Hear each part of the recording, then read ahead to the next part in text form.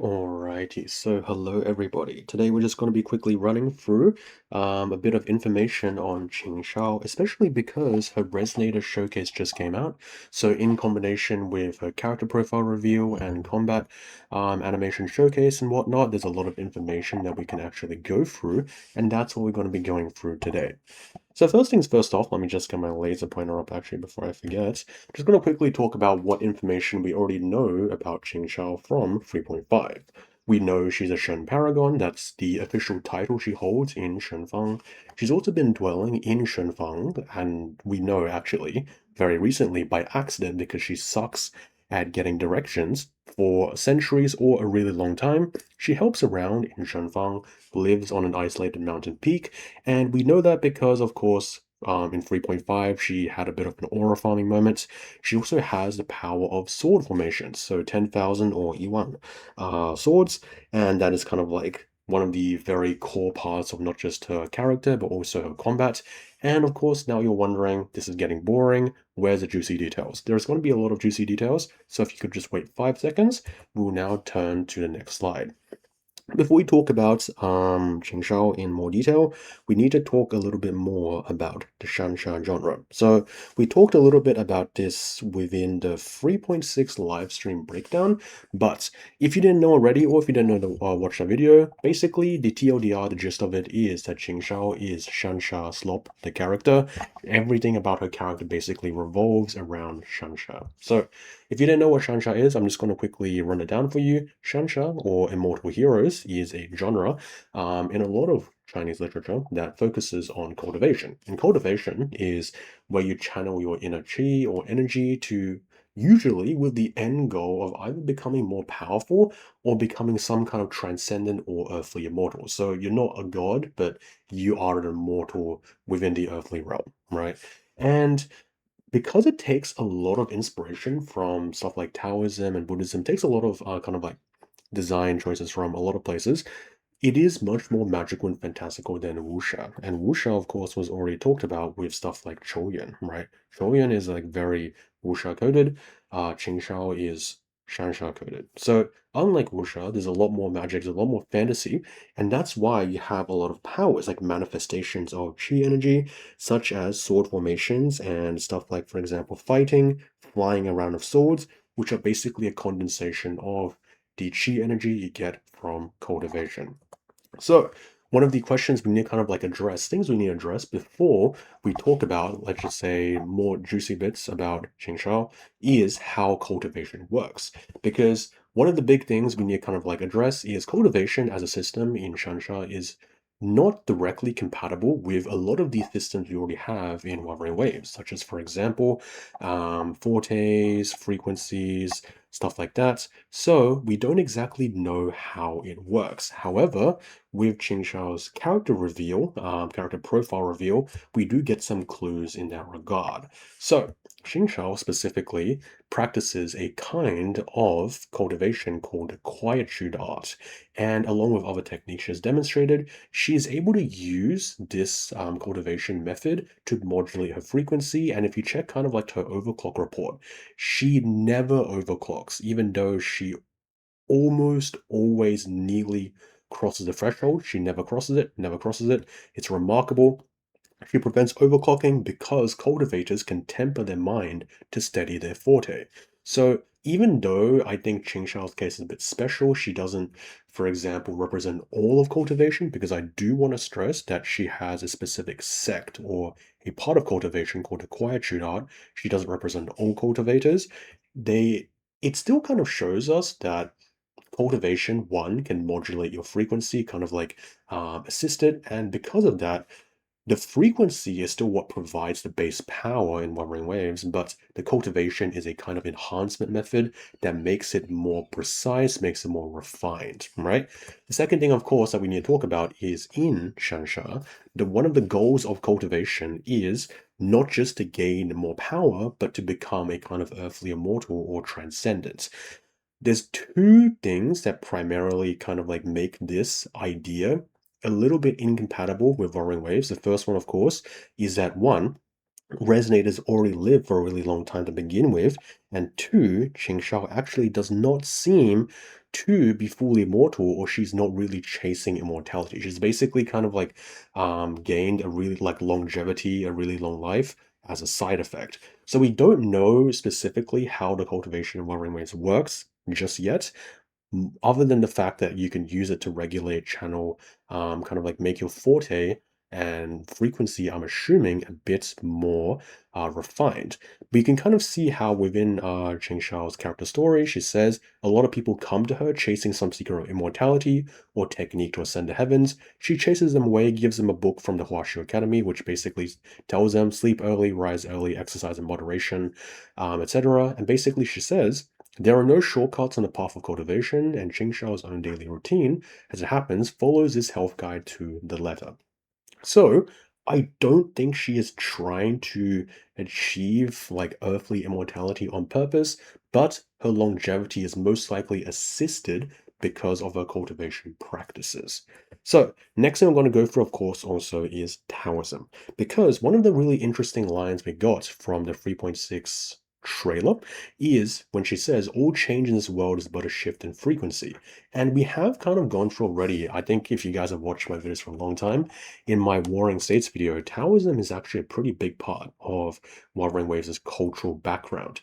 And one of the things of Taoism is Taoism kind of advocates that there is a lot of change in life, right? And if that change is like a raging river, one should try to go with the flow rather than going against it. Kind of like not trying to fight against life, but live alongside life, right?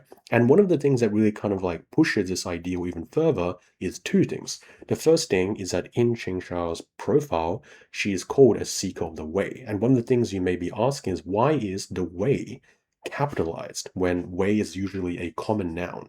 The reason for that is because the way is another name for the Tao, right? The Tao is roughly translated as the way. Taoism is all about following the Tao or the way, going along with life rather than kind of like fighting against it. And the second thing is, of course, as we talked about, in the Shansha genre, it takes very heavy reference from Taoism.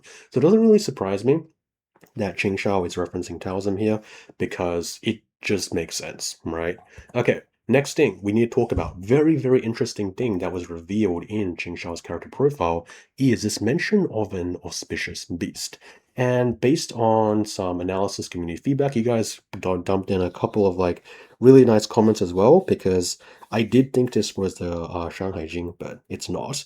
And you guys basically told me that it's almost to a degree of reasonable, like with beyond reasonable doubt, that Qingxiao is based on the legendary Chinese beast of the Baizi. And the reason why we know this is actually twofold.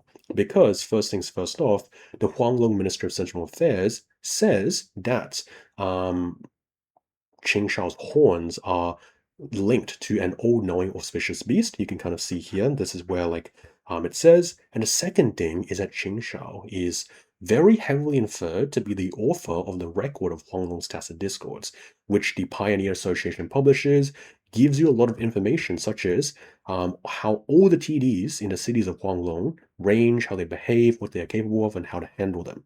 I want you to keep this in mind, especially this last part, because it's going to be very important in the next slide.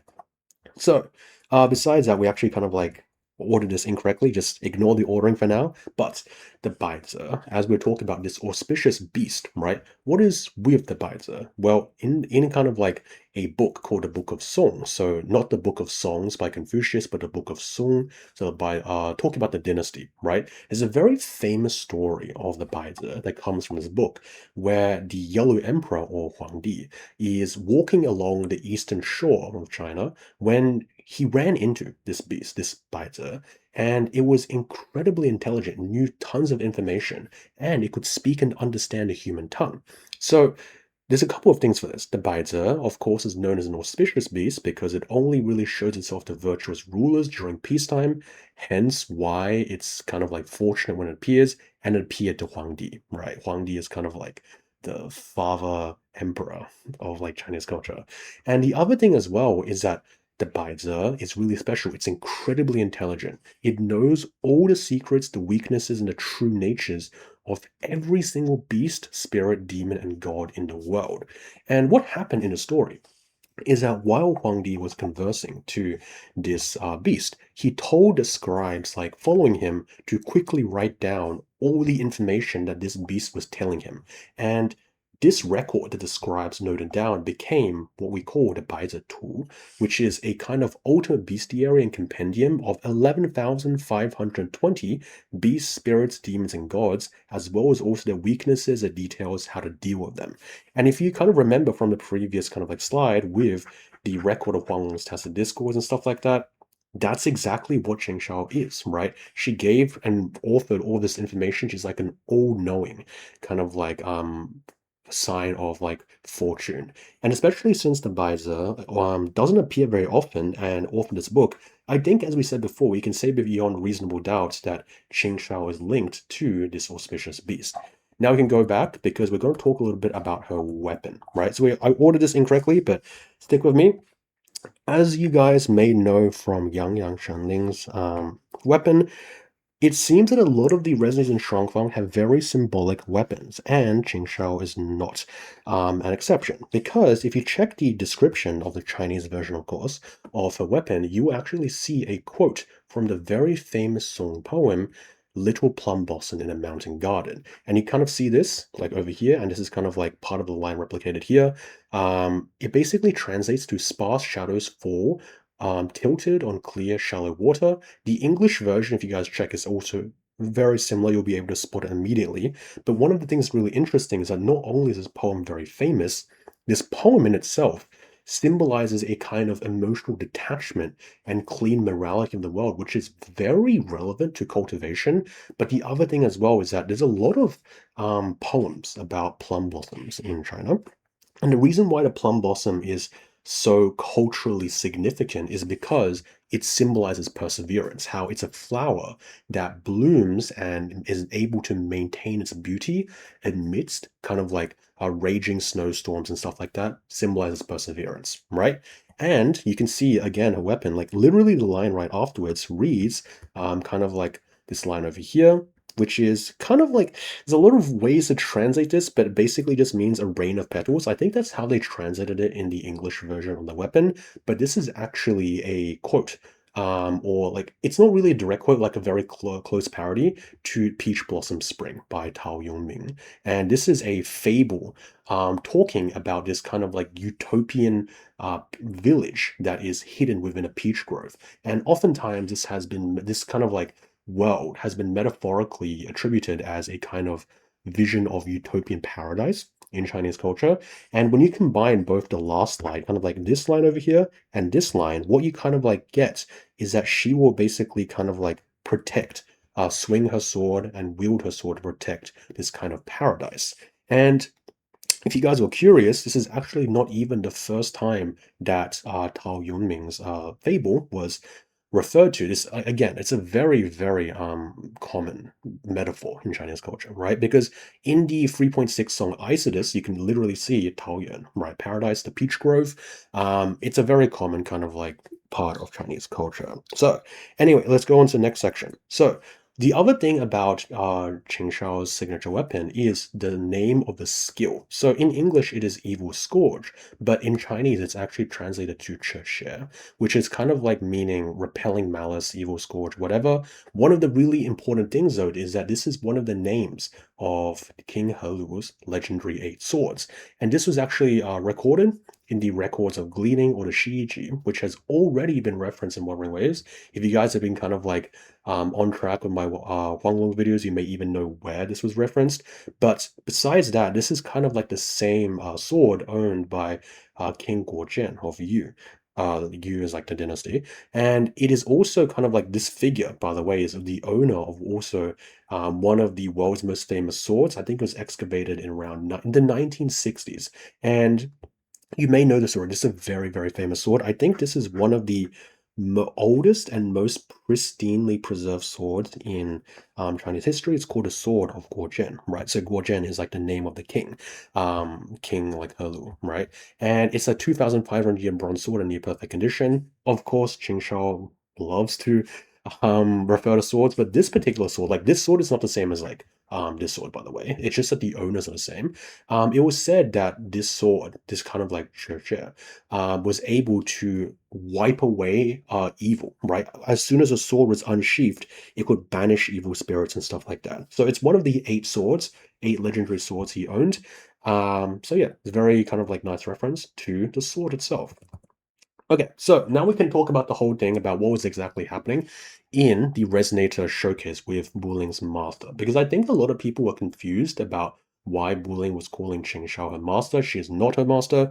And the TLDR of it is that Qingxiao is not Wuling's actual master. If you check the Chinese version of the trailer, Wuling is basically calling her master as a kind of like respectful honorific.